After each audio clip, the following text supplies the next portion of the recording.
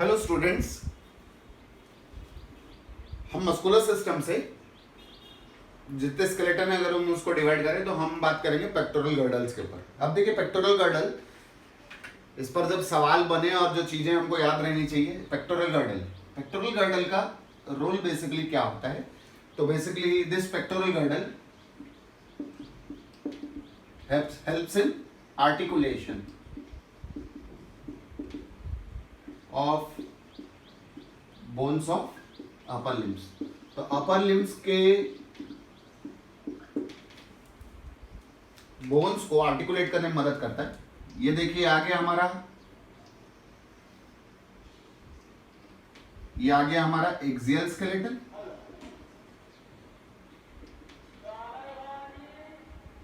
Clear. जो limbs हैं they are part of the appendicular skeleton. Even the girdles are the part of the appendicular skeleton. girdles का role क्या होता है, वो लिम्स को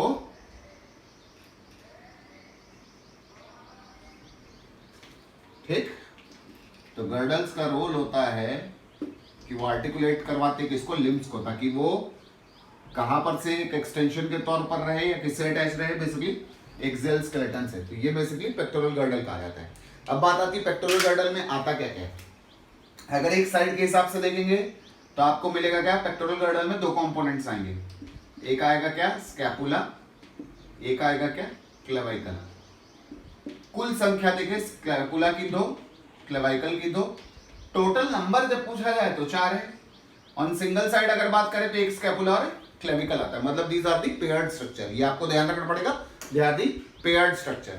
अब बात करते हैं हम लोग कि एक्चुअली स्कैपुला जो रहता है, ये अपीयर अगर देखें तो स्कैपुला का हम फिगर के थ्रू देखते हैं कि हमको दिखेगा कैसे। तो स्कैपुला अगर बात करें तो देखिए जो डिस्क्रिप्शन है स्कैपुला की वो आप एनसीईआरटी से ही लें। बस एक वहां पर फिगर ध्यान रखें जो कि एनसीईआरटी में डिस्क्रिप्शन के सामने नहीं बनी हुई है। जो लाइन है मैं उन्हीं को आगे डिस्क्रिप्शन में लूंगा। स्कैपुला पहला, it is a triangular flat bone. दूसरी चीज, इट इज पोजीशन याद रखें, डॉर्सली प्लेस्ड, क्लियर। तीसरा, किसके किसके बीच पे, तो डॉर्सली प्लेस्ड बिटवीन सेकेंड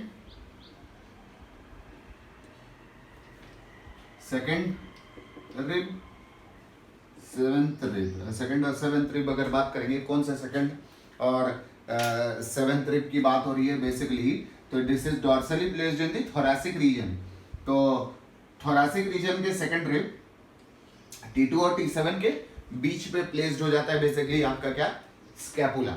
ठीक है, क्लियर है ना। यहां पर ध्यान देते हुए अगली चीज क्या है, डॉर्सल पार्ट पे ही एक उभार दिखेगा। This is referred as this dorsal structure is referred as the spine of scapula। लिखा हुआ है बेसिकली कि डॉर्सल पोर्शन जो रहता है ये इस पे बेसिकली एक एलिवेटेड रिज रहती है।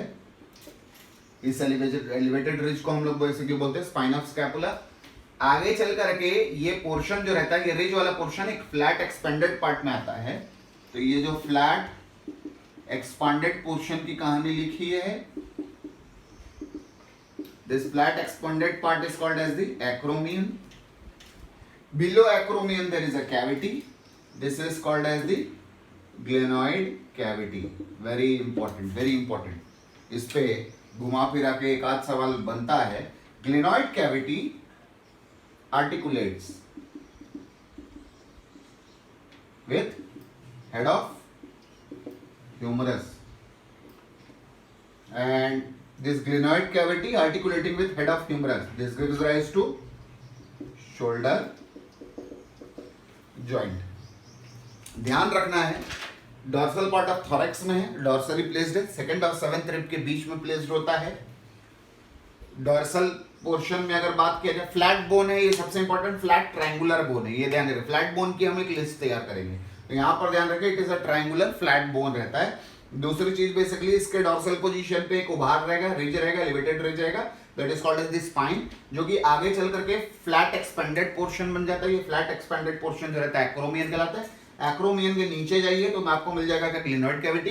ग्लिनॉइड कैविटी आर्टिकुलेट करती है हेड ऑफ ह्यूमरस के साथ और क्या बनाती, शोल्डर ज्वाइंट बनाती है। क्लियर? तो शोल्डर ज्वाइंट बना करके ये अपर लिम्ब को आर्टिकुलेट करवाता है। तो ये मिल गया हमको। अगली चीज बेसिकली रहता है ये एक्रोमियन का काम क्या रहेगा और ये एक्रोमियन का खेल क्या है। यहां से अगर देखें तो देखिए हम सेकंड पोर्शन में बोन क्या बोलते हैं, क्लेवाइकल है। ठीक है, अब क्लेवाइकल में देखिए खेल कैसा है, तो ये ध्यान रखें, ये जो एक्रोमियन है, ये जो एक्रोमियन का पोर्शन अपन ने लिखा था, एक्रोमियन पोर्शन था, एक्रोमियन जो रहता है पोर्शन, ये एक्रोमियन प्रोसेस जो रहती है, दिस आर्टिकुलेट्स विथ क्लेवाइकल। क्लियर? अब बात करते हैं क्लेवाइकल की, तो ये ध्यान रखिए, लाइन डिस्क्रिप्शन जाए एनसीईआरटी के, तो एनसीईआरटी के लाइन डिस्क्रिप्शन में आपको क्या मिलेगा, एनसीईआरटी के लाइन डिस्क्रिप्शन में आपको मिलेगा कि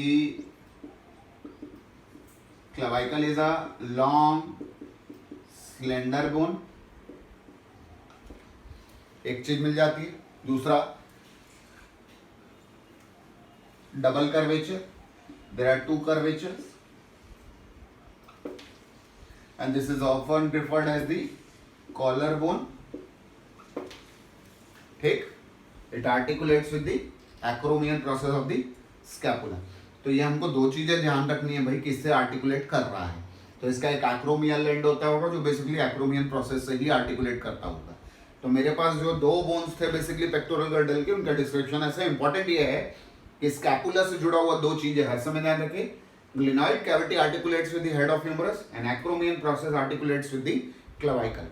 Okay, thank you.